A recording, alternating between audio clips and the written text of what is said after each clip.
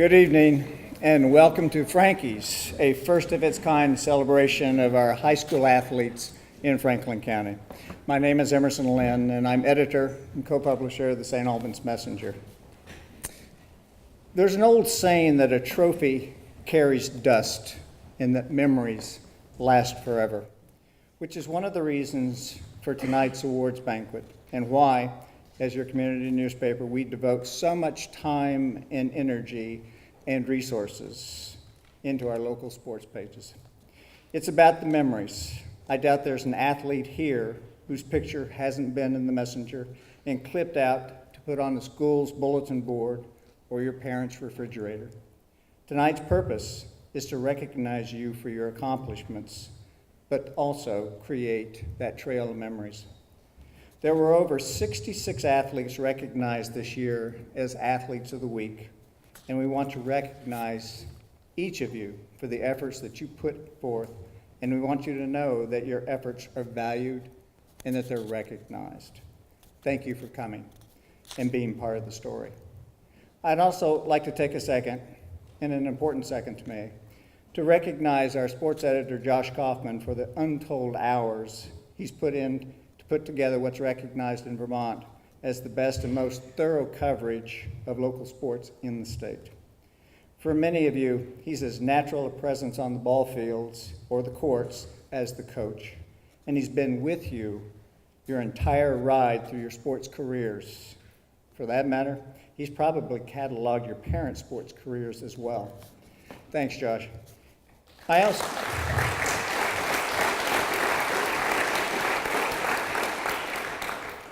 I also want to pay tribute not only to the athletes in the room, but the parents. Most likely, you would not be here today if it were not for the countless hours of support your parents put into your talents. A lot of miles were put on those cars. A lot of hours were spent sitting in the bleachers, in the cold, in the rain, what seems like forever.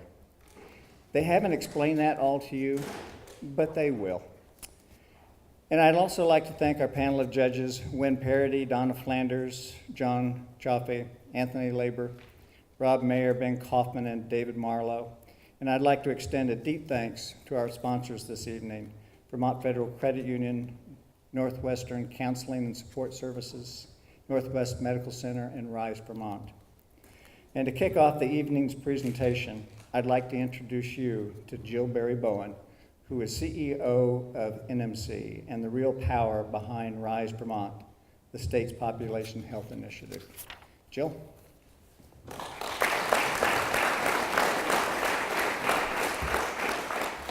Well, thank you, Emerson, and it's been a wonderful opportunity for me to be in this community. I've been here for 8.5 years, and I am the CEO of Northwestern Medical Center, and you think of Northwestern Medical Center as we are treating people because they have a disease or an incident.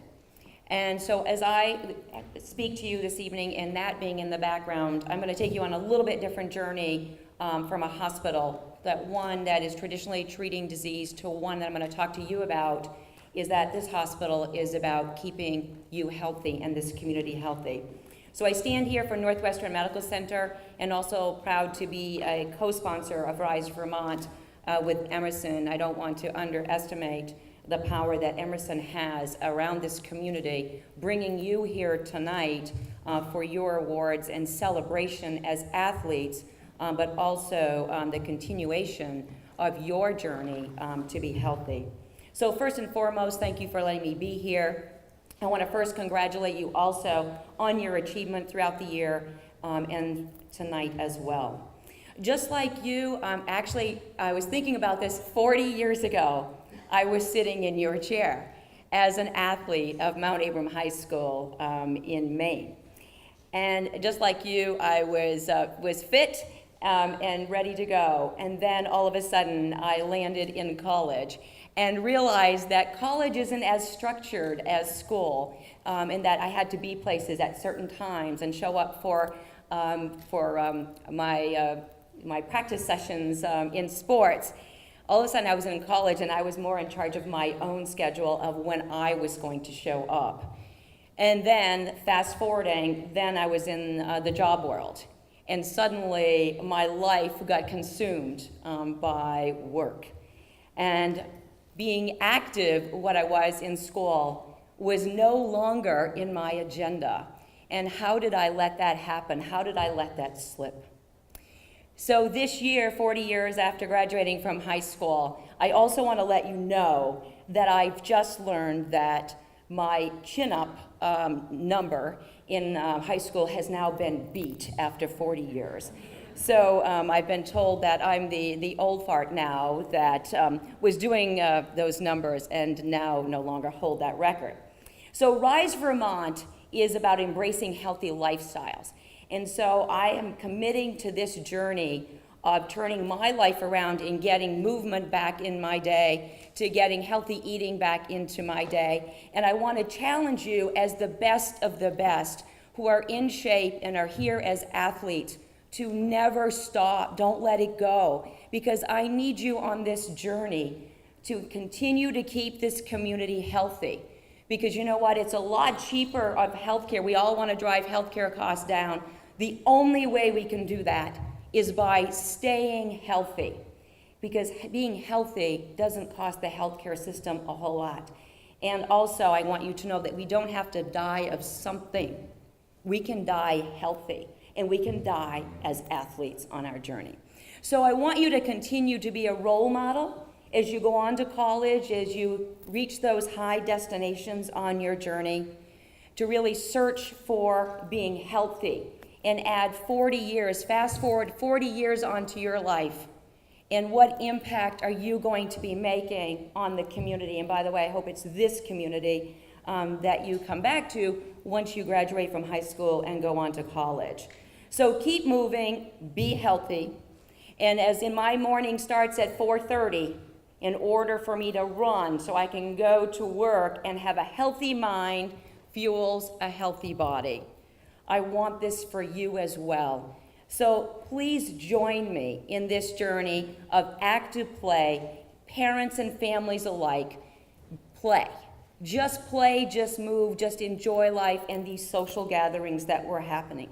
Because together with this movement, we can have healthy lifestyles to be the norm. So congratulations. This weekend I'm doing the Vermont Fondo, because I'm going to prove that I can do it, and I want you to challenge yourself to move a little bit more to be your best self going forward. So together, let's just play. Thank you.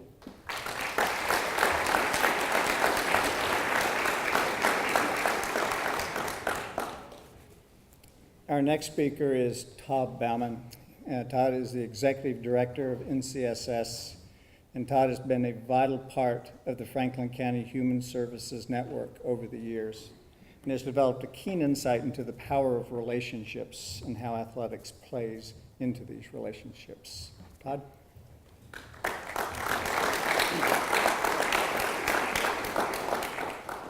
So my name is Todd Bauman, and I'm the Executive Director at Northwestern Counseling and Support Services.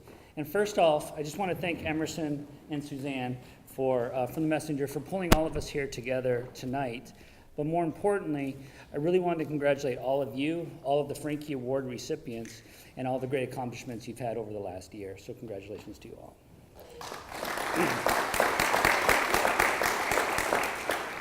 So my agency, Northwestern Counseling and Support Services, we're the community mental health center that provides supports to people living here in our community here in Franklin and Grand Isle counties. Now, when people hear the term mental health treatment, oftentimes they think of someone sitting in an office, talking to a therapist, maybe talking to a psychiatrist about medication. But in reality, therapy and psychiatry combined make up only about 5% of the work that we do. Much of the other 95% includes services that we provide in schools, in the home, in the community directly.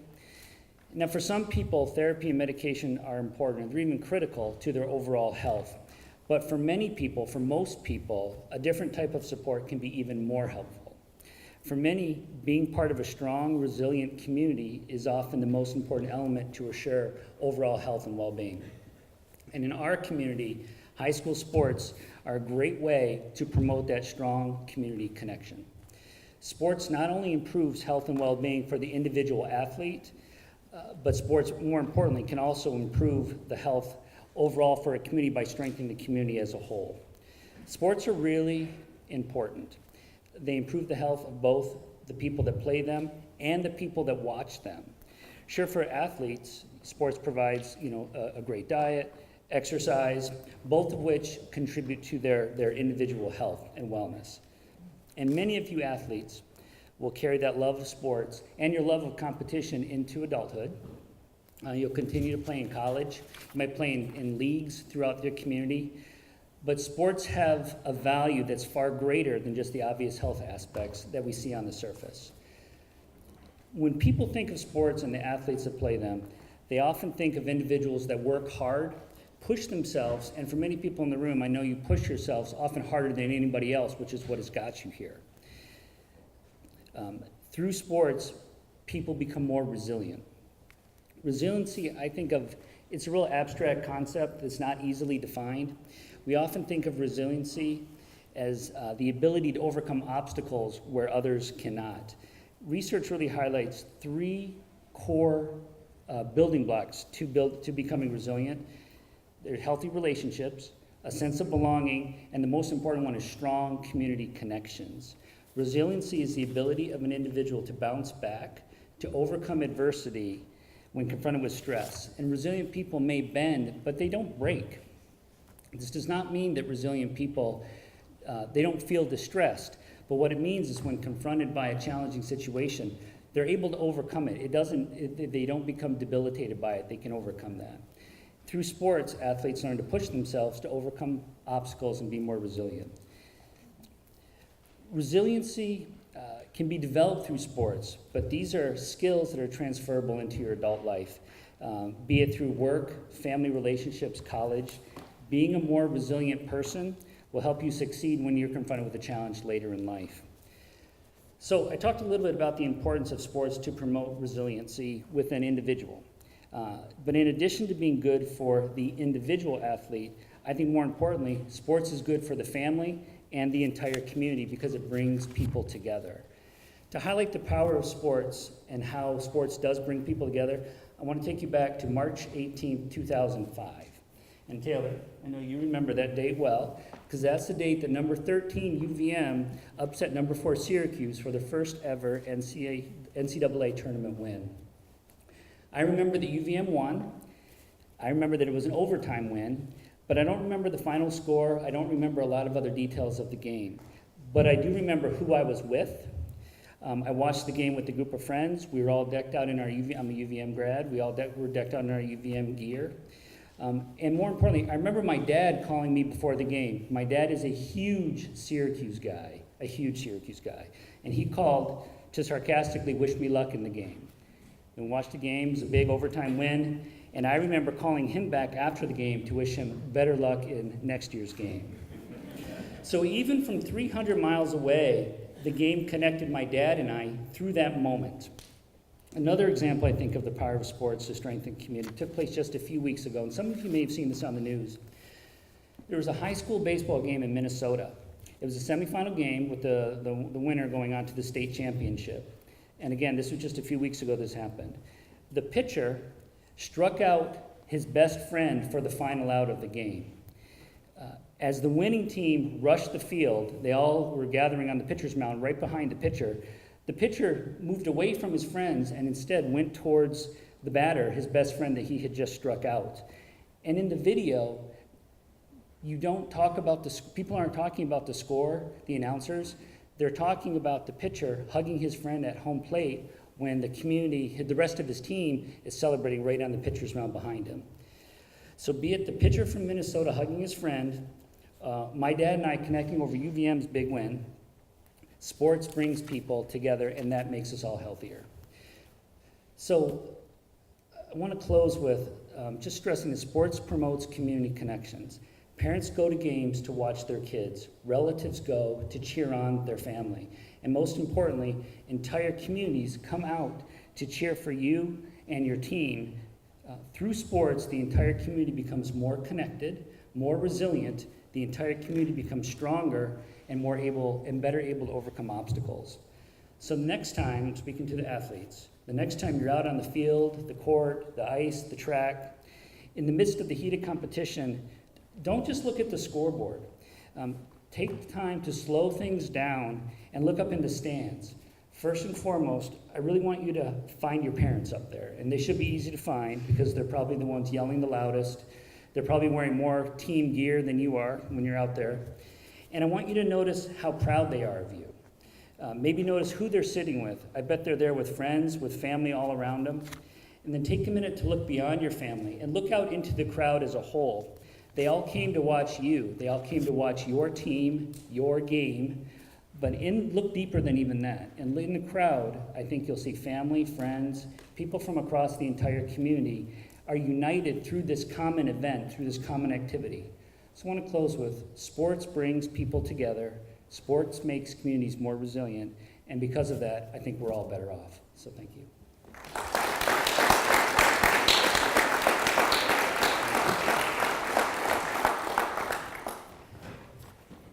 We're going to get into our fall awards here, but before we do that, I'd also just like to take a second and recognize a couple of groups as we go through here. This is our local state champions, and I know not everybody is here on the teams, but if you are part of the team, just stand up for a second. The BFA Saint Albans Comets hockey team.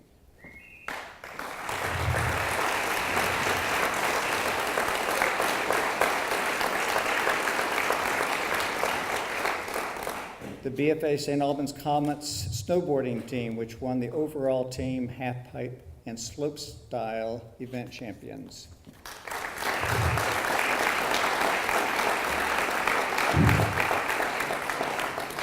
Sawyer Remillard, Enosburg, indoor track and field weight throw.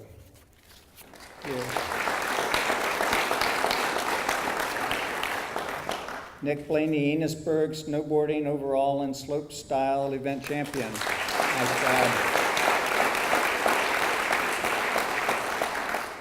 Jalen Collins, Richford, shot put, discus, javelin. Trent Holmes, MVU, 100 meters.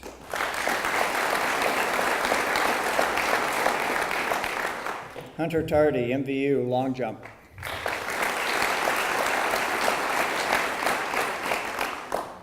Lucas Calcagne, Georgia, South Burlington High School, Division I cross country.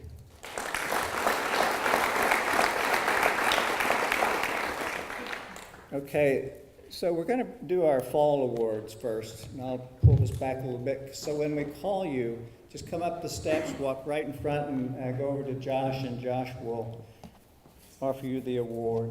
So our first athlete of the season, fall, I'm going to read you just a little bit and see if you can guess what it is.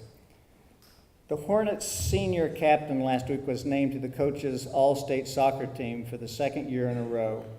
Despite missing several September games after a hard collision on the field, he was one of just 3 Franklin County soccer players earning another all-state honor. The midfielder was named a Player of the Year by the Mountain Division coaches after helping the Hornets to a 9-4-1 regular season. He finished the season with 10 assists and 9 goals. Noah Swingback from Enosburg.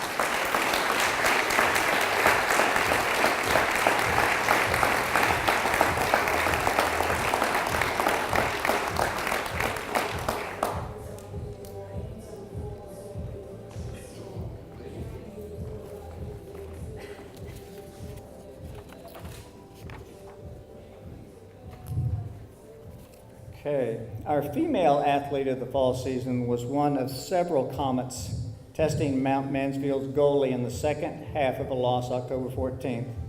Denied the tying goal first on a free kick and later on an 18-yard rocket that was kept out only by a spectacular diving save. The senior captain fills numerous roles for the Comets from midfield and was named to the coach's all-state team for the second time in 2017 and was a first-time all-Metro pick. Jenna McCracken from BFA Saint Albans.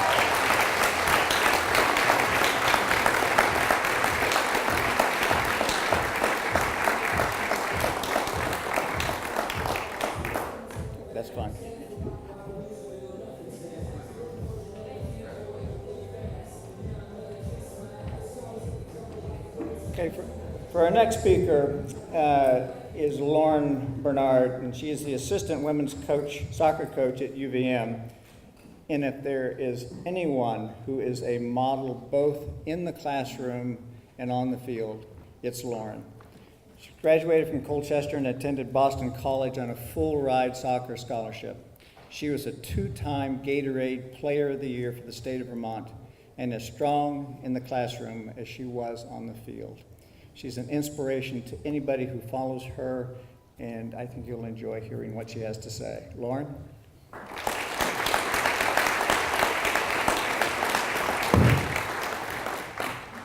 Hi, everyone.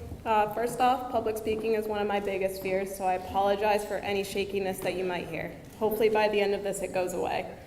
So before I begin, I would like to say congratulations to all the athletes that are here tonight. This night is about you and celebrating your Frankie Award, so congrats.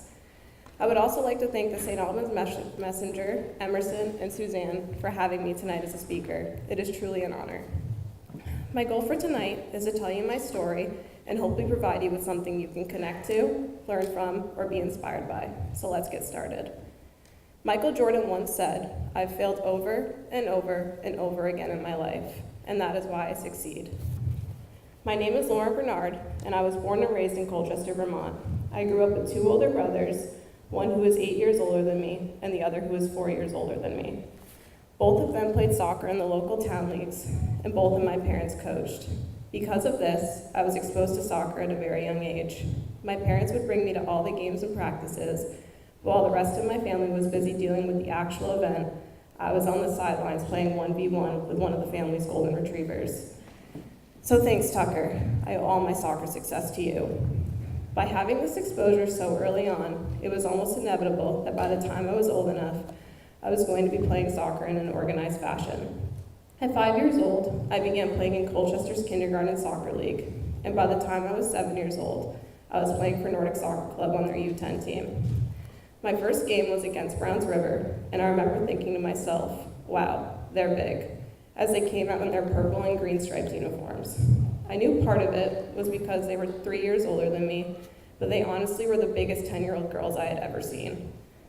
I don't recall much about the game, but I do remember one of their players falling on me, and my parents telling me that they couldn't see me underneath her. Immediately following the game, I went up to my parents and told them how much I loved it, and from that point, soccer became a priority.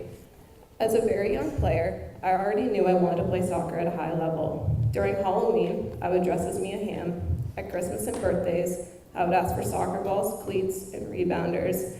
And anytime I could, I was outside playing soccer with my friends, my brothers, my parents, or my team. I was obsessed. And I was extremely competitive already.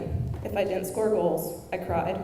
If I got subbed off, I cried. If we lost, I cried. You could say I was a bit of a baby. Thankfully, I pretty much grew out of the crying as I got older. Pretty much. But the competitive edge never went away. From that point on, my parents always provided me with opportunities to help me achieve my dreams, as I'm sure most of yours do too. Whether it was playing club soccer for Nordic, joining the Olympic Development Program, ODP, driving me down to play soccer in Massachusetts for a better team, or allowing me to play against boys, they were always supportive and ready to do whatever was necessary. When I was 11 years old, I began to play for ODP, which essentially is a program that takes the best players from each state, puts them onto 4 regional teams, and then from those 4 regional teams, you're picked out for a youth national team. At 11 years old, I made my first regional team, and I continued to make these teams until I was 17. At 14, I made my first youth national team, which I participated on until I went to college at 18. At this point in my career, I had not only solidified myself as a good player in Vermont, but as a good player in the entire country. From then on, it seemed like I was well on my way to achieving my dreams. The first being receive a full ride to go play Division I soccer, the second to play professionally, the third to be on the full women's national team. Although I had success in middle school with soccer, it was high school when things really took off for me.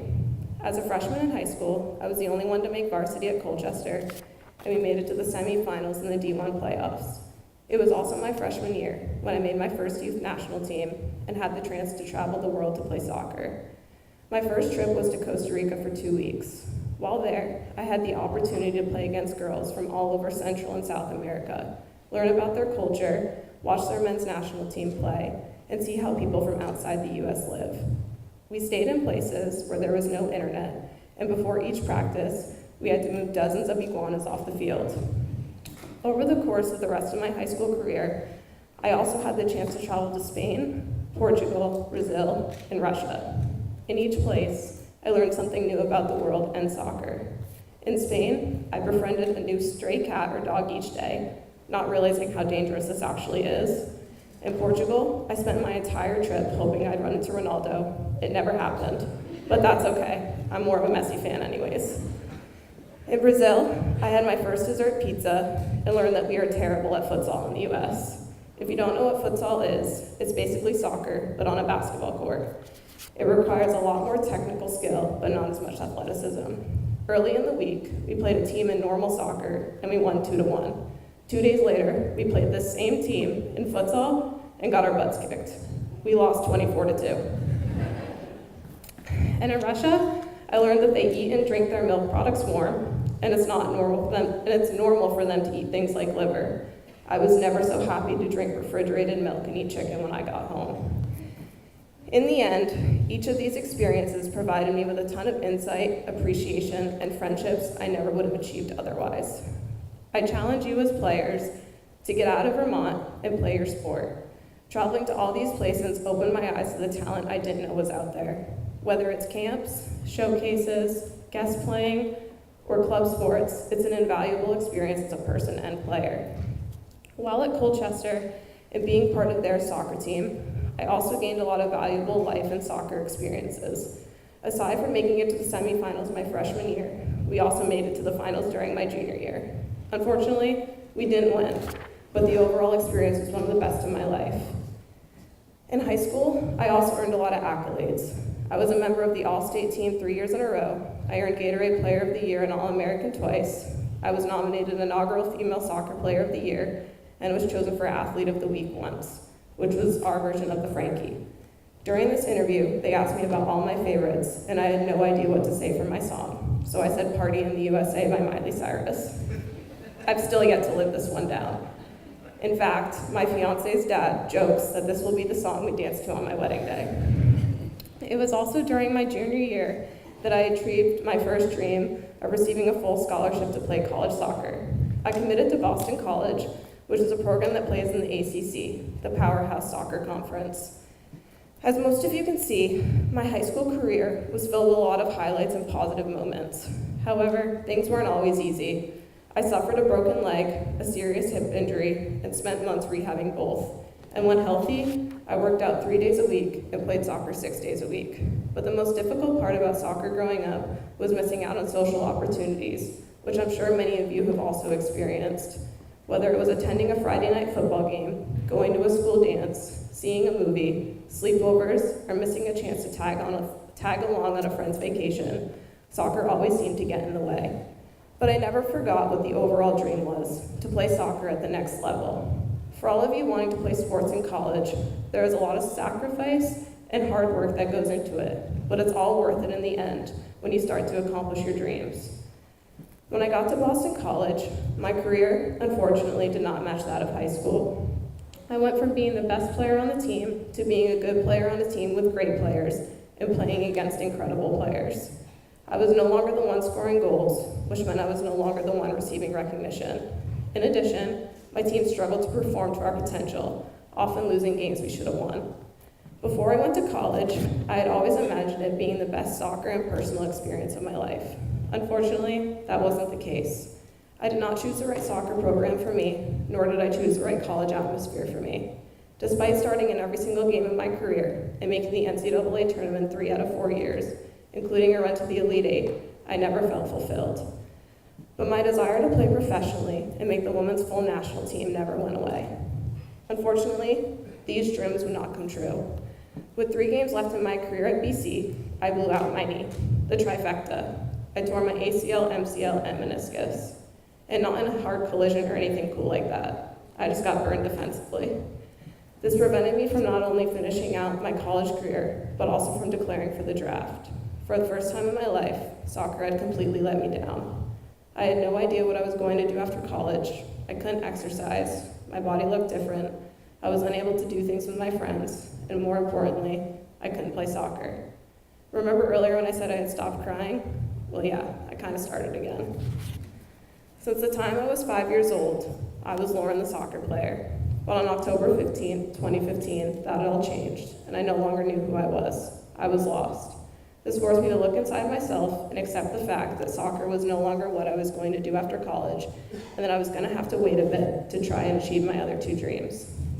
With about 2 months to go until graduation, I was offered an opportunity to be the assistant coach at UVM for their women's team. I remember how excited I was, being able to come home, getting to stay around soccer, having an environment to train at a high level when my knee healed. After coaching my first season, I had grown to love it. I enjoyed the grind and the constant pressure of always trying to improve your team and get to the next level. However, I did still miss playing. So when I got the opportunity and was called to try out for the Boston Breakers, a professional women's soccer team, I knew I had to do it. It was after this tryout that I was forced to realize playing soccer was no longer what I was supposed to do. I didn't make the team, and I was no longer the player I was before I hurt my knee. So when I got home, I decided to fully jump into coaching and chase after this new dream, which ended up being a good idea, since 6 months later I tore my ACL again, and this one wasn't cool either. Although my whole college experience ended up being the opposite of what I had planned, it is what brought me to where I am now. I am still at UVM as an assistant coach, and my new dreams include helping build UVM to the best program it can be, getting my own head coaching job, and competing to win a national championship. For me, soccer was my first love, and the reason I had many of the opportunities and experiences that I did. The game taught me a lot about myself, but also a lot about life in general. It taught me what it means to be hardworking, dedicated, a team player, committed, and to dream big. It also taught me how to deal with adversity and problem solve. Overall, the game provided me with the highest of the highs and lowest of the lows. Even though I didn't achieve all three of my dreams when it came to soccer, I got more out of it than I ever could have hoped. I never thought I would be a coach until 2 months before I graduated college. Now it's all I see myself doing. For all of you here tonight, what I hope you take away from this speech is to dream big, always work hard, embrace failure, but know you will overcome it. When one opportunity ends, another will present itself. So keep pushing forward, don't stop believing in yourself. Remember that failure is part of the process, and most importantly, enjoy the journey. Once again, congratulations to you all, and good luck in the future.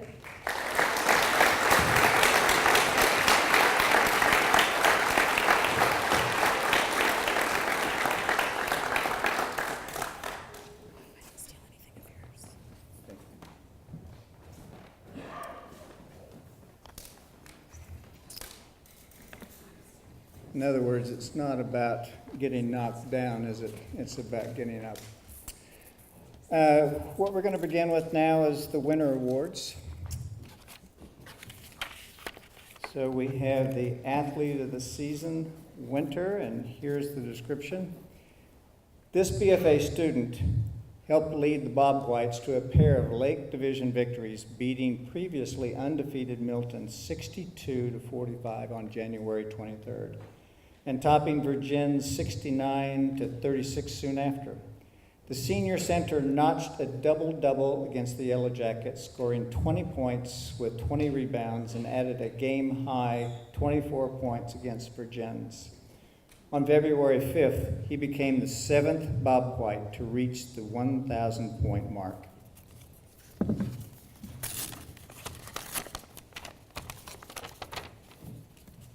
Jens Ulrich Verderber from BFA.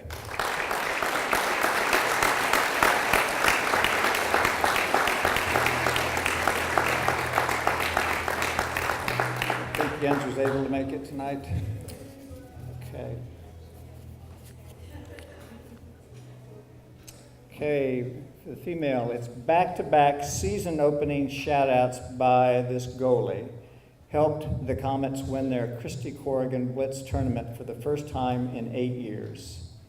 She led BFA in a 6-0 shutout of Messina, New York on Friday night, and then stopped 23 more in Saturday's 3-0 victory over the Beekmantown.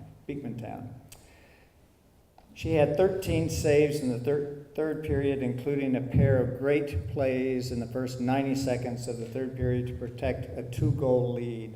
And on the way to the Comets' 10th state title, she racked up a 15-2 record in goal, allowing an average of a goal a game with a .957 save percentage and 4 shutouts.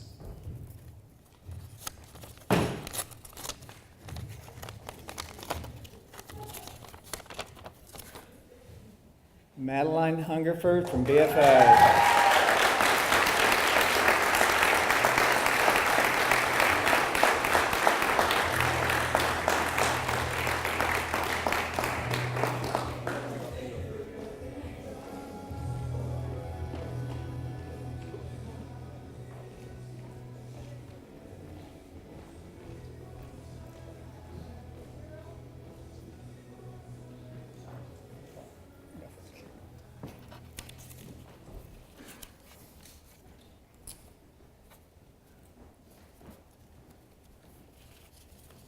Okay, now we're also just going to skip over our little Rise Vermont short movement break because you look like you've all had plenty of exercise tonight. And we're going to jump to the athlete of the season for the spring.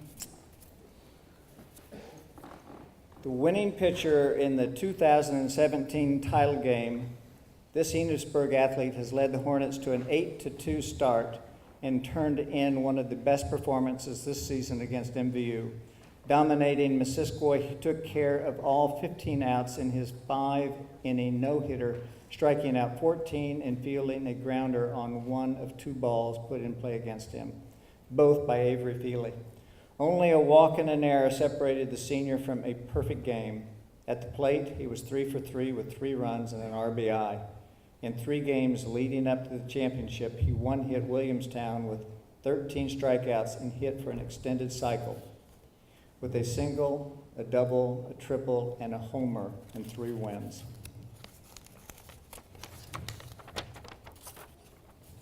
Braden Horrigan from Enosburg.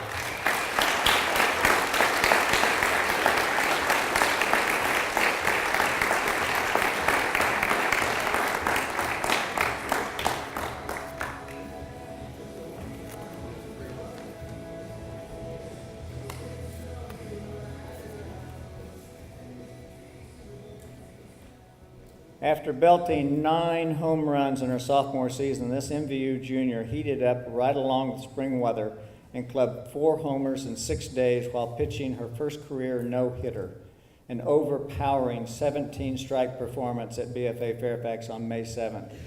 She homered in that game, cleared the fence the next day against Middlebury, added a 2-run shot against Spalding on May 10th, and after being kept in the park by Milton on Saturday morning, hit a solo shot in the afternoon against BFA Saint Albans. She led MVU with a .566 average and a .662 on base percentage thanks to 15 walks, many of them intentional. She hit 8 home runs, 7 doubles, 2 triples, scoring 30 runs and driving in 31 on 30 hits. Sarah Harvey from MVU.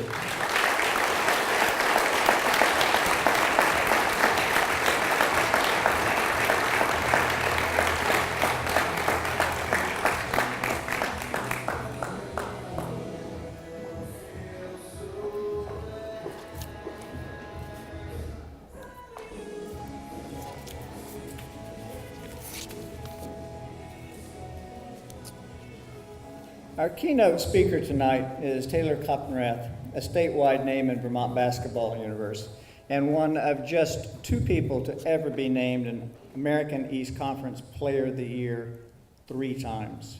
In his senior year at the University of Vermont, Taylor is also a finalist for many national awards, including the John Wooden Award for National Player of the Year, the only finalist ever from the American East. In fact, for every category in basketball for which records are kept, In this region, his name is probably amongst the leaders. Not bad. Taylor Franklin County, is happy to say, is now the coach at Missisquoi Valley Union's girl basketball team, and it's an honor to have him with us tonight. And Taylor, if you'll come up, I just want to, go ahead, come on up. This is what I used to look like when I was his age, and this is what happens to you when you get old, okay? Just to let you know. Okay. Thanks for that. Good glimpse into the future.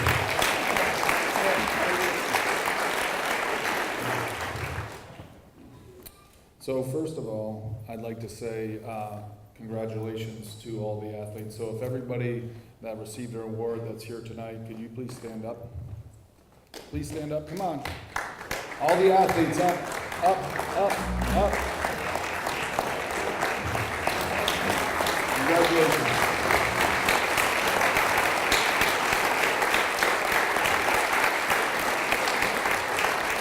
You can have a seat. Thank you. All right, now, the next group, obviously, is any parents or relatives of those athletes. You didn't think that you were going to get off that easy, so you're going to stand up as well, if you can. All right. So let's stand up. Congratulations as well. Because I'd like to say that I know for a fact, they touch base on community as well, family. My family was a huge part in the reason why I was so successful. The support that my parents gave me, my two brothers as well, even though the younger one probably didn't appreciate me picking on him all the time. My father, I'll go into a quick story. My father, when I was at UVM, went to every single game except for one, and that's home and away. Yeah, he missed one game. So we played teams in Hawaii, we played teams in California, and he made it to every single one except for one during my career there. So, what it means to you to have all this support from your family doesn't go unnoticed. The other thing is, if there's any coaches or athletic directors or anybody I see, my man over here, I didn't want to miss out on congratulating him. All the work that your coaches put in, your athletic directors and everybody outside of that, if you can stand up and be recognized as well. So.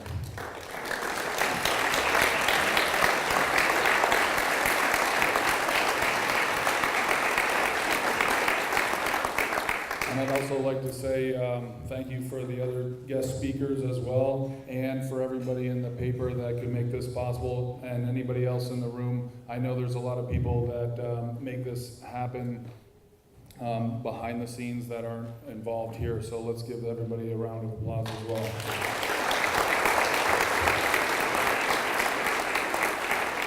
I'd like to say that you're very fortunate, all right, to have an event like this. When I was in high school, there wasn't a lot of recognition other than if you were kind of the best player in your sport, right? We talked about the Gatorade Player of the Year. I won that award, but there wasn't anything else, right? There wasn't anybody else that competed in the region. I know the newspaper over near St. Johnsbury has started a similar awards banquet, because I think it's very important to recognize the high quality level of athletics in Vermont and throughout the state. So it's a huge honor, and don't take it lightly, because this is very important to be recognized. So you just being invited here is a great honor to you as well. All right. Sorry, hold on. So let's see. I skipped that part. I'm not sure if all of you know my background, but I grew up in a very small town in Vermont, in Barnet, Vermont.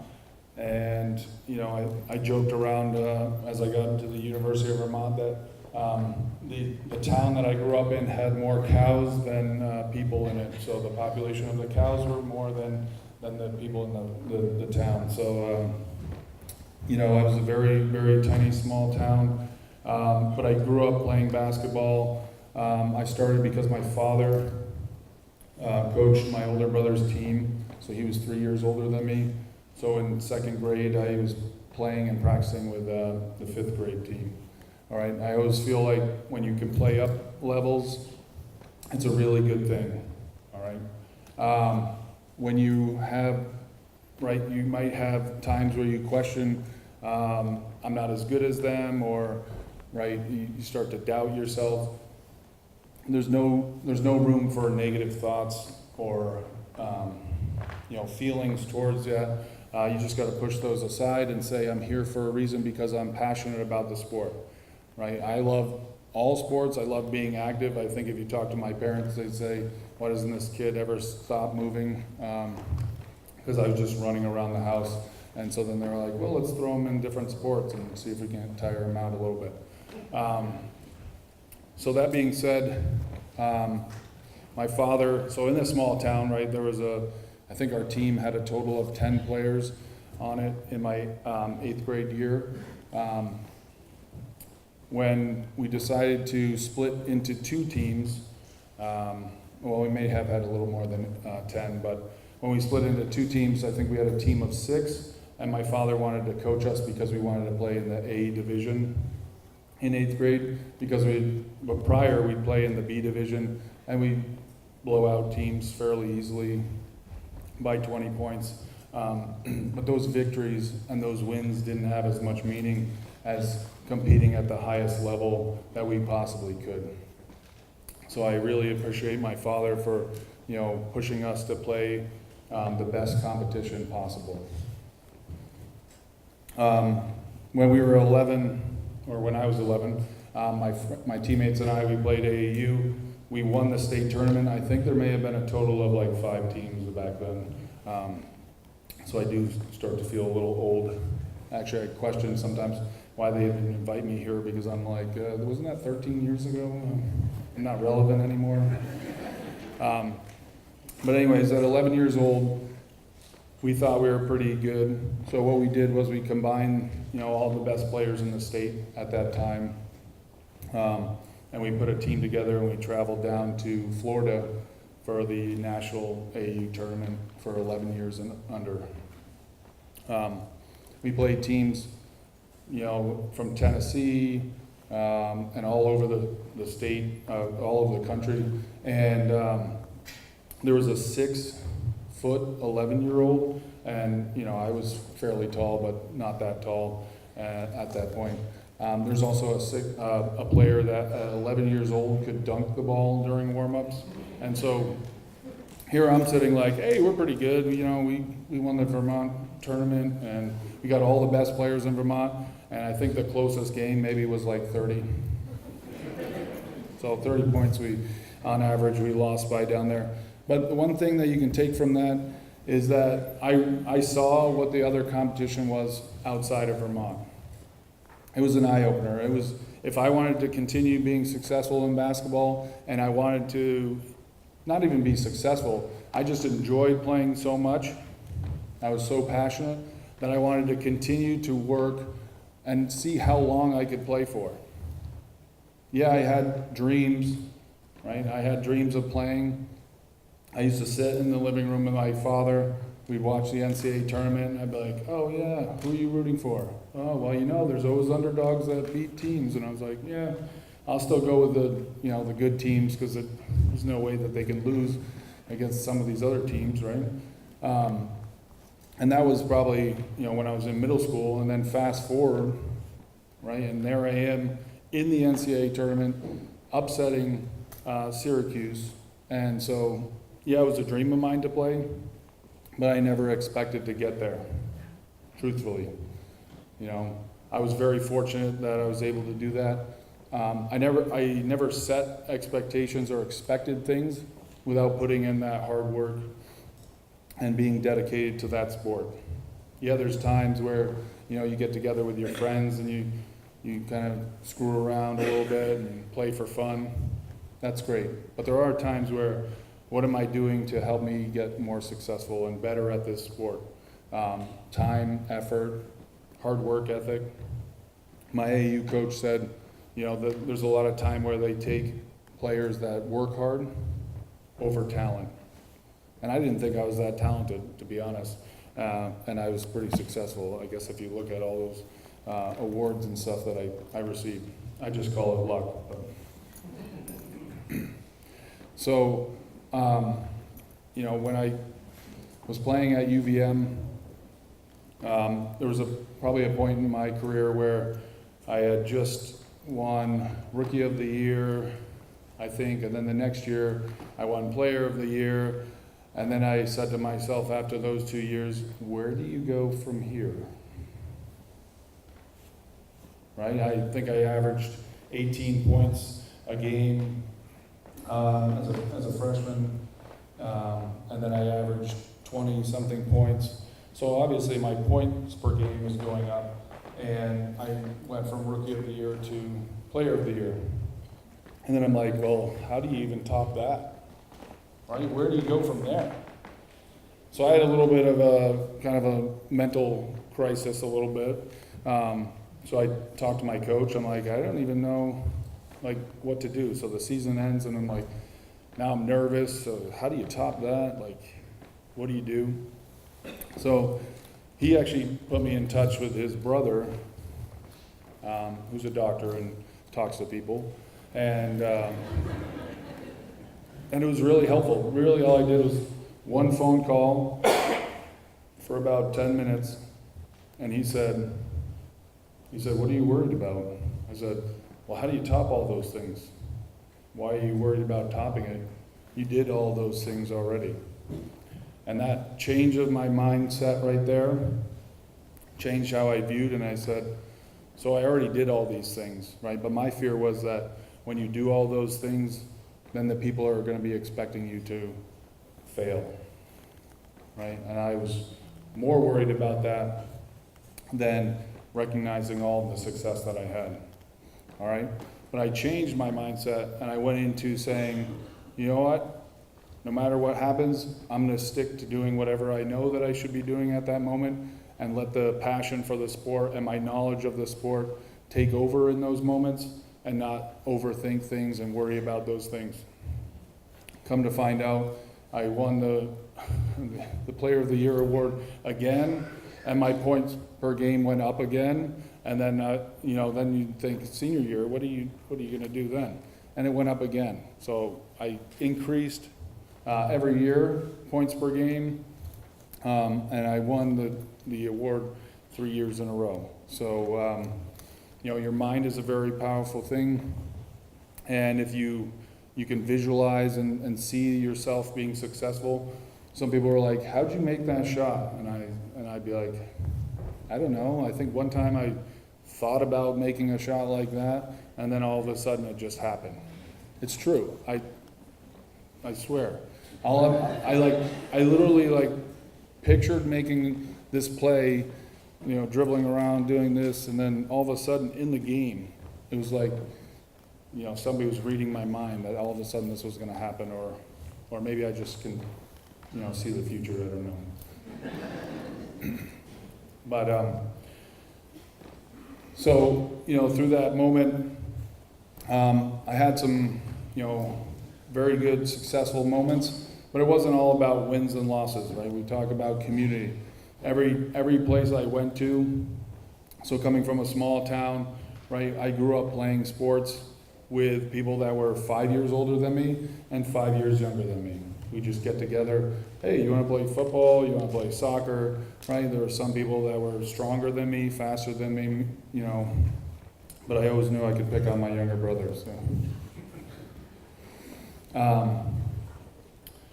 So biggest thing is to not get discouraged, right? To always think, what I've accomplished is great, and staying with that positive mindset.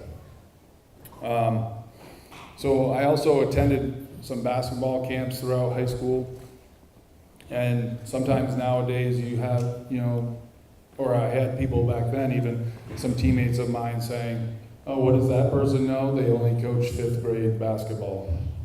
And I'm like, well, I don't know. They know a little bit more about basketball than I do. They told me how to do this. So keeping an open mind about, listening to your coaches, listening to your parents, obviously, right? Even though I never wanted to admit it, my dad was right. I needed to go higher off the backboard. He told me every time. So one positive thing about him coaching was, positive for him, negative for me, is that it continued when we got home. I'm like, just let it go. The game was like 3 hours ago. What are you talking to me about? Go higher off the backboard. Do this, do that. I'm like, save it for tomorrow during practice. But his persistence led me to be persistent as well. So, looking back, the only thing I can say is thank you to both my parents for, supporting me that way.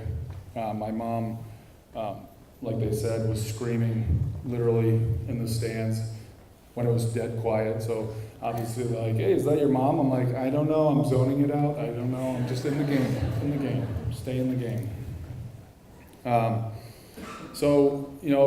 Going back to the camp story, there's a lot of people out there that are trying to help you. All right.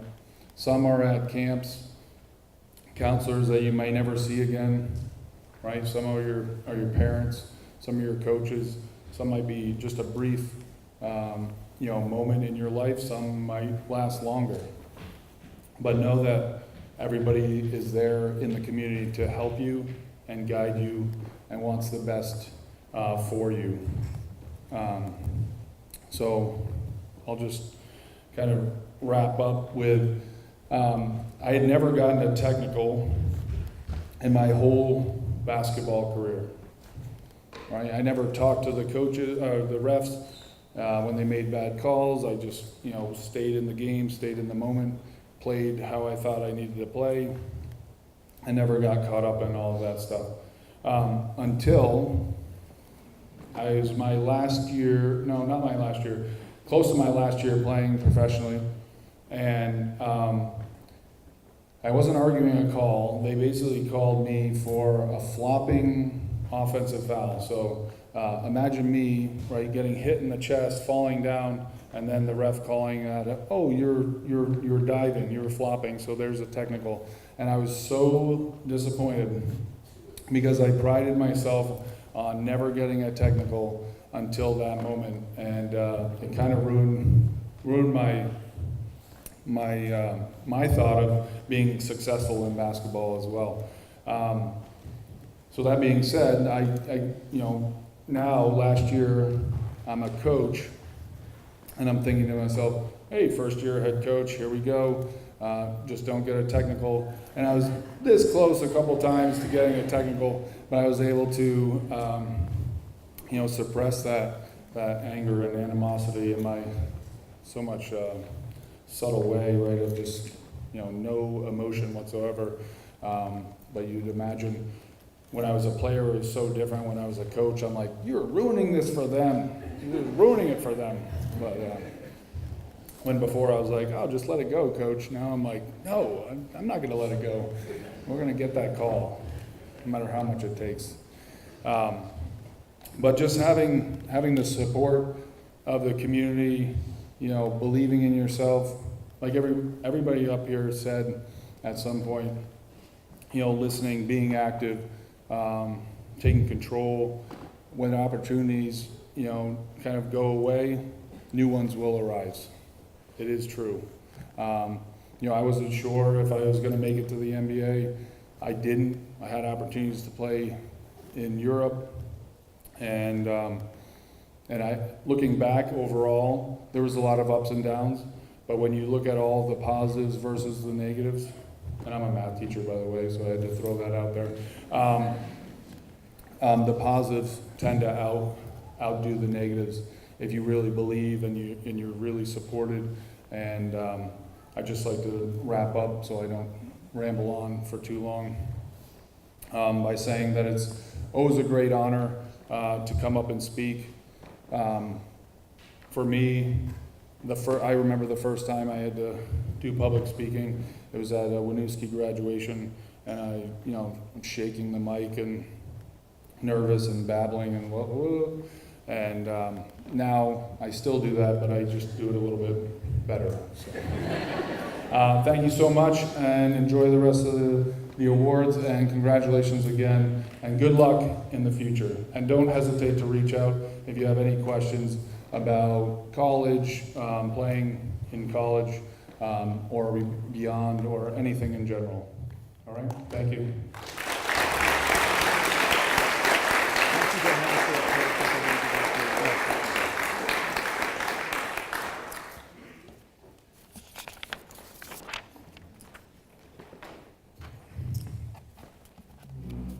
Okay, our next part of the presentation.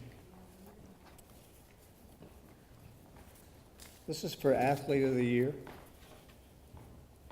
Although just a sophomore, our Athlete of the Year is a 3-season athlete. In the fall, she led the Comets soccer team from the middle of the defense as BFA held Metro Division foes in D2 powerhouse Milton to 3 or fewer goals in all but 3 matches. Against everyone but Colchester, CVU, and South Burlington, BFA had 3 shutouts and 3-1 goal matches. While spending her time at sweeper or stopper, she also assisted on 1 goal. In hockey, she is part of a talented young program that won its 10th state championship despite having just 1 senior, Molly Marshall. She led the Comets in scoring with 15 goals and was 3rd in total points as her 9 assists helped frequent line mates Peyton Dukas and McKenna Remillard notch 14 scores apiece. In softball, she hit a remarkable .517 with a .576 on base percentage for the 13-5 Comets, tied the Comets' all-time record for home runs in a season, 6 on top of 5 as a freshman, and set a new mark for runs batted in with 35. She scored 24 runs on 30 hits while striking out just 3 times. Athlete of the Year, Megan Connor from BFA.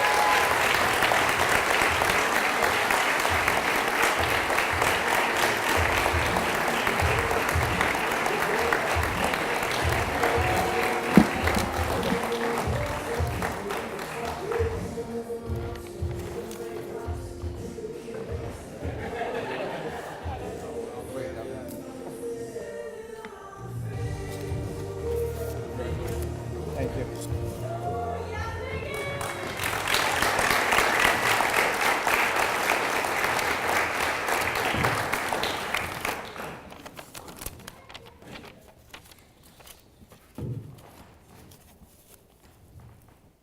A 3-season athlete, this BFA Saint Albans Senior provided a growing balance to a 1,000-yard rusher, Nate Parody, in football. He ran off 3 straight 100-yard games to close the season, totaling more than 600 yards on the season with 8 touchdowns, including runs of 42 and 54 yards. Through BFA's first 7 games, his high was a 98-yard effort against South Burlington. But he ran for 118 yards and 2 scores to finish a 6-2 regular season. Added 2 more touchdowns on a 114-yard effort to start the playoffs against Middlebury, and gained 129 yards with a touchdown in a semifinal at St. Johnsbury. In hockey, he scored in 9 games for the number 1 seed Bob Whites, who finished 17-2-1. He also had multiple points in 3 games, starting with a 2-assist game December 16th and including back-to-back goal assist efforts midway through the season. He finished with 5 goals and 7 assists. He was one of 6 athletes named Vermont Lacrosse Coaches Association Outstanding Players and a Division I All-State first-team pick. He averaged 3.7 goals and 2.2 assists per game, 55 times, including a dozen hat tricks in 17 games. He led a quarter-final rout of Burlington with an 8-run outing. Male Athlete of the Year, Griffin Knapp from BFA St. Albans.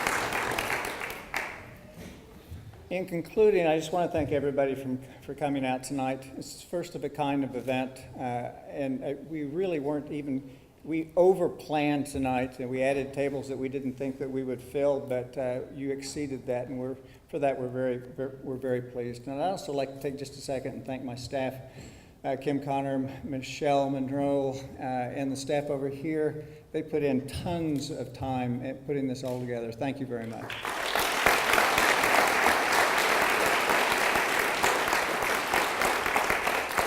I'd also like to say thanks to the Collins Pearly Sports Center for helping us put on the presentation tonight, as well as the City of St. Albans for this wonderful venue, and to Hannaford's for donating the food that you're about to have. And so what we do tonight for the rest of the evening, just come over and enjoy the cake that we've got, say congratulations to the athletes, and help us plan again for next year's Frankies. Thank you again for coming.